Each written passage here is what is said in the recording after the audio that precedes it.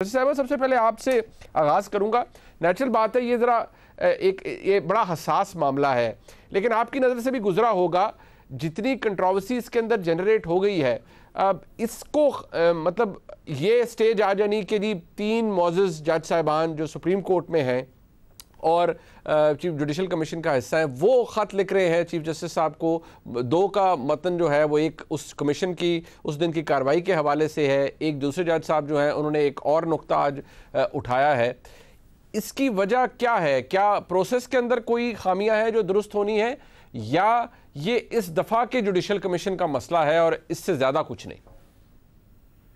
ये तो अब देखिए, मेरी समझ में नहीं आ रही कि जुडिशरी को इस तरह पब्लिक में हर कंट्रोवर्सी एक्सपोज करने का क्या मकसद है। क्योंकि judiciary is supposed to be the least dangerous branch of the state and its function दाद-रसी दे लोगों को जो उनके मसाइल है। अब उनके मसाइल की दाद-रसी के बजाय जो भी वहाँ इशू होता है उसको एक इतना बड़ा बना लिया जाता है कि सारे कौम के सामने ये दिखाया जाता है कि जी वहाँ हो क्या रहा है, washing the linen in public, जिस तरह आप इसको कह लें। और सवाल ये है कि ये जुडिशल कमीशन जो है इसकी तो प्रोसीडिंग्स प्राइवेट होती हैं।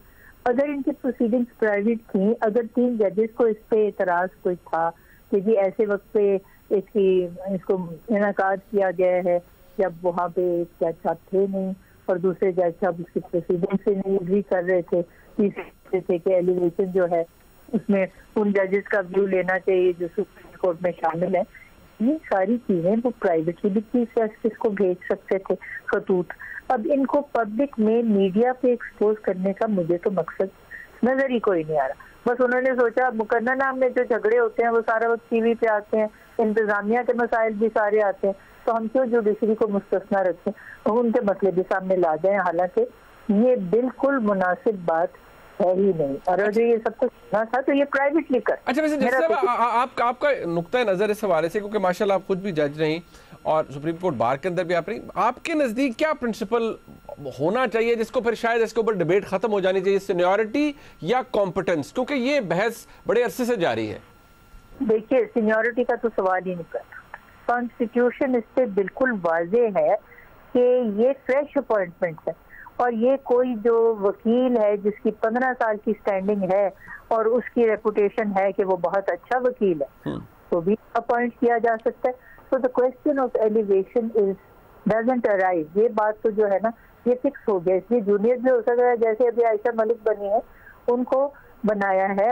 एक वजह ये है कि खातून जज कोई नहीं थी सुप्रीम कोर्ट में, दूसरी थी उनकी जो जजमेंट थी वो थी इस काबिल से उनको अहल समझा गया और उनके ऊपर भी थे जजेस, लेकिन उनको चीफ जस्टिस ने भी प्रपोज किया और वो पहली बारी तो उनका जो था वो स्प्लिट हो गई, जो थी डिसीजन जुडिशल कमीशन की, और दूसरी बारी जो थी वो उनको कर दिया गया। अब सवाल तो यही है सिर्फ कि जुडिशल कमीशन की बदली जा सकती है कॉम्पोजिशन, और इस वक्त तो रिफॉर्म के बारे में बार बार जिक्र होता है, और अगर ये प्राइवेटली सब करते तो क्यों नहीं हो सकता था। एक तो supreme court rules and orders को बदला जा सकता है, वो तो रूल्स ही है ना। और जहाँ तक अमेंडमेंट है कॉन्स्टिट्यूशन की, उसमें भी अगर दोनों हाउसेज जो है वो मुत्तफिक हो जाएं और 2/3 मेजोरिटी से पास कर दे तो उसकी नौयत भी बदली जा सकती है। बिल्कुल, ये इंपॉर्टेंट पॉइंट है। मेरे साथ से एक जस्टिस साहब, मैं जरा कामरान मुर्तज़ा साहब का भी व्यू लूँ। कामरान मुर्तज़ा साहब, ठीक है, सजाद अली शाह साहब का जो है वो चीफ जस्टिस साहब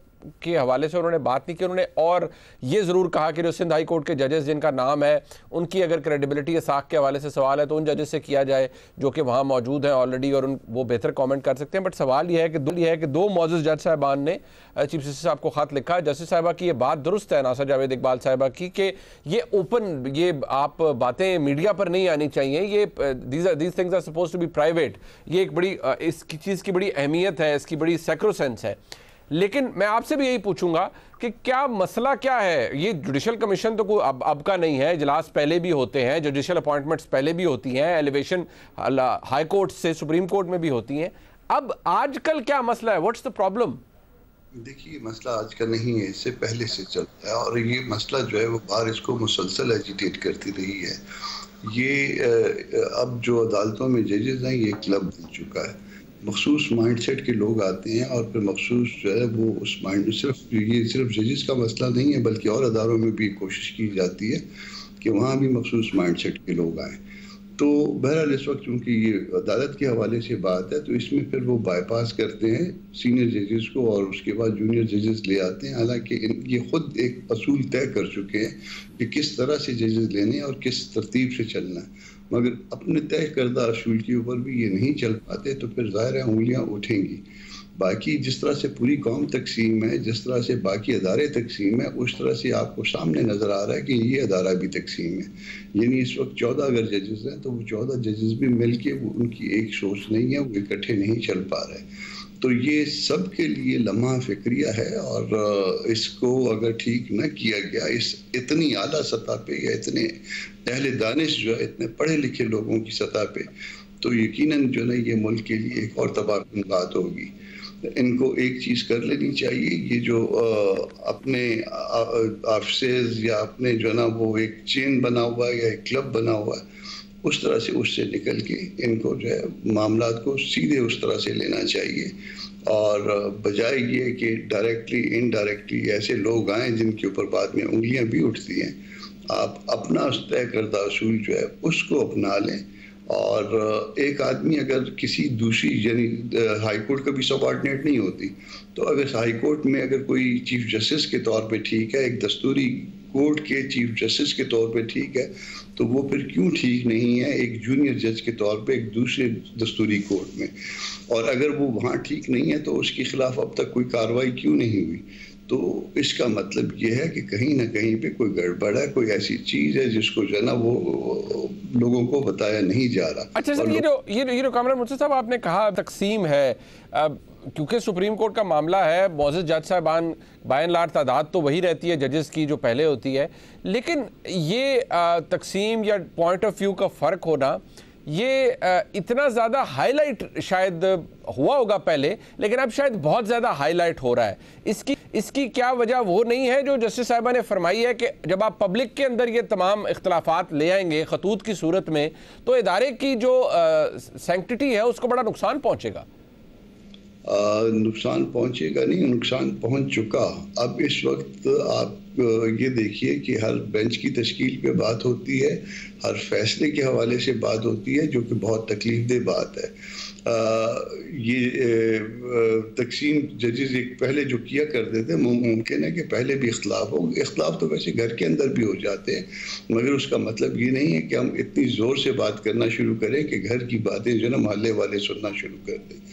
तो उस इख्तलाफ को तय करना चाहिए अकल की बुनियाद पे, दलील की बुनियाद पे, असूल की बुनियाद पे।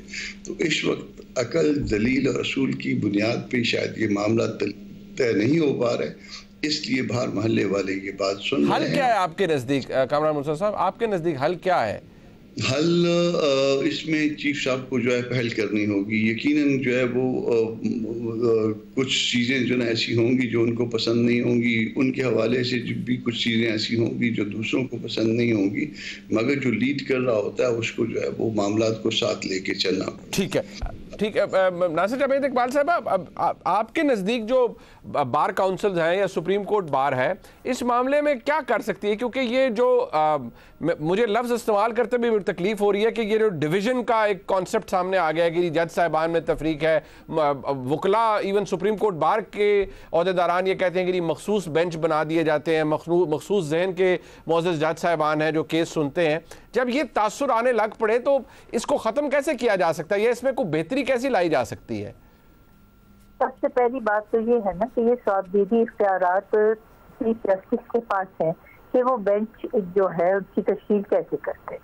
तो अगर ये जो बात है ये धड़ेबंदी का सबब बन गई है, तो इसमें ये हो सकती है ना तब्दीली, rules and order supreme court के जो है, और जो 18th अमेंडमेंट में ये कमीशन बनी थी उसकी सूरत हाल में भी कि बेंचेस की तश्कील में दो सीनियर मोस्ट जजेस जो है वो फैसला कर लें, या बार काउंसिल का जो है वाइस चेयरमैन वो और चीफ जस्टिस, या मतलब उसकी तश्कील कोई ऐसी बनाए कि उसमें कोई कंसेंशुअल सूरत हाल इमर्ज कर जाए और किसी को ये तनकीद करने का मौका ना मिले। अलबत्ता ये मैं आपको बता दूं कि ये शरीयन तौहीन अदालत है कि कोई आए लिटिगेंट अदालत में, जैसे ये पिछले दिनों में हुआ है वाकया, और वो कहे कि जी हमें तो ये बेंच कबूल नहीं है। No litigant has the right कि कहें कि जी बेंच फुला होगा तो मैं आऊंगा और अगर नहीं होगा तो मैं नहीं आऊंगा। तो अगर ये तौहीन अदालत करेंगे तो फिर देखें फैसला तो जो है वो हो ही गया, और अगर वो वहाँ नहीं मौजूद तो वो कहे कि जी हमने तो कंडेम अनहर्ड कर दिया। तो उनकी सुनवाई तो हुई है, जो अटॉर्नी जनरल की तरफ से बातें हुई हैं वो तो क्लियर होते रहे।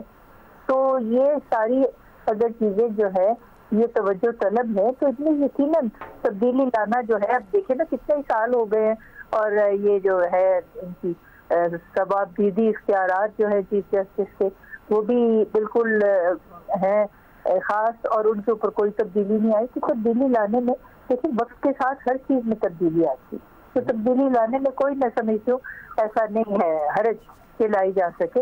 लेकिन इस तरह जो है ना सरियन हर वक्त तनकीद करना और वो खुले बंदों तक तनकीद करना, ये मैं समझती हूँ मुनासिब बिल्कुल ही। ठीक।